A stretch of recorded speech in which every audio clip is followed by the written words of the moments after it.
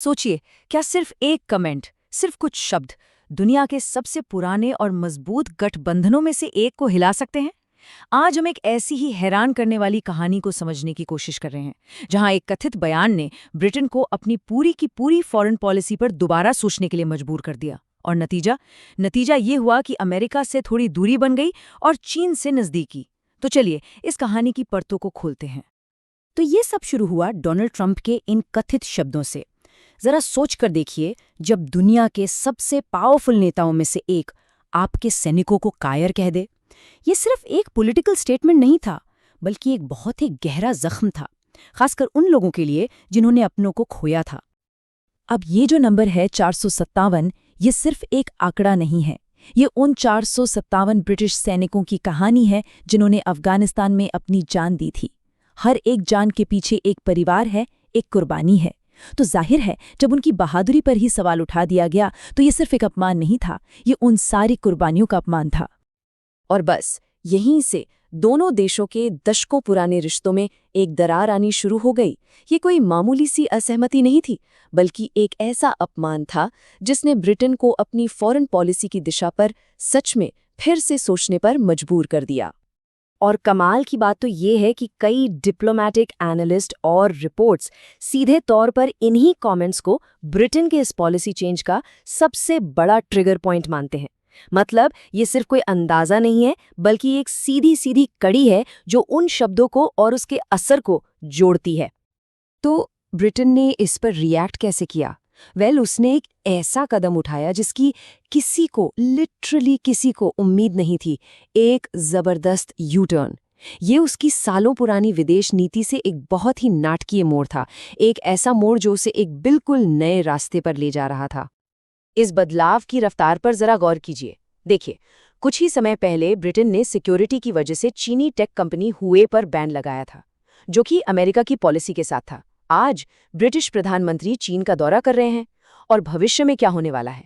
London में Europe के सबसे बड़े चीनी दूतावास को मंजूरी दे दी गई है।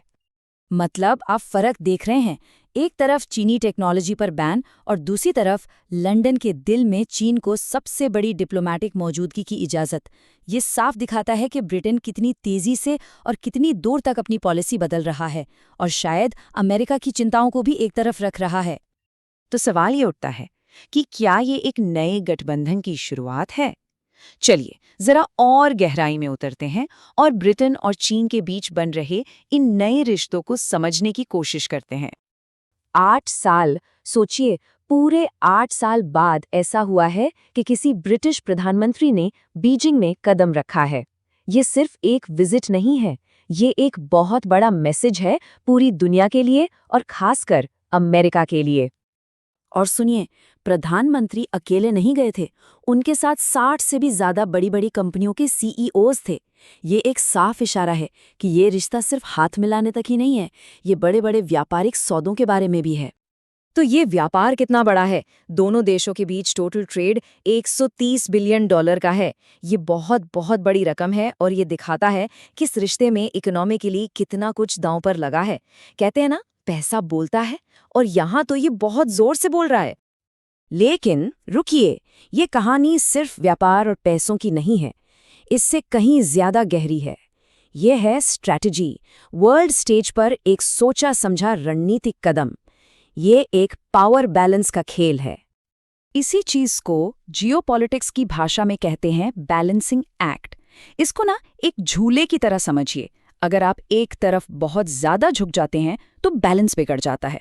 तो ब्रिटेन अमेरिका पर अपनी निर्भरता को बैलेंस करने के लिए चीन जैसे दूसरे शक्तिशाली देशों के साथ अपने रिश्ते मजबूत कर रहा है।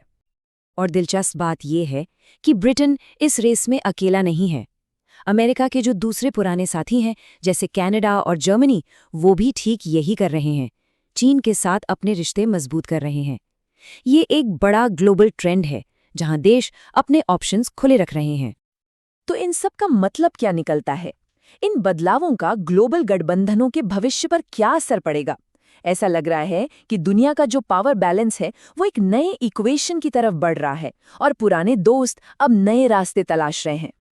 और यहीं पर आके खड़ा होता है सबसे बड़ा और शायद सबसे जरूरी सवाल, जब अमेरिका के सबसे करीबी दोस्त ही दूसरी दिशाओं में देखने लगे, तो क्या नेटो यानी नॉर्थ अटलांटिक ट्रीटी ऑर्गेनाइजेशन जैसा ऐतिहासिक मिलिट्री अलायंस कमजोर हो रहा है? क्या हम पश्चिमी दुनिया के गठबंधनों में दरारें देख रहे हैं? इसका जवाब तो आने वाला वक्त ही देगा।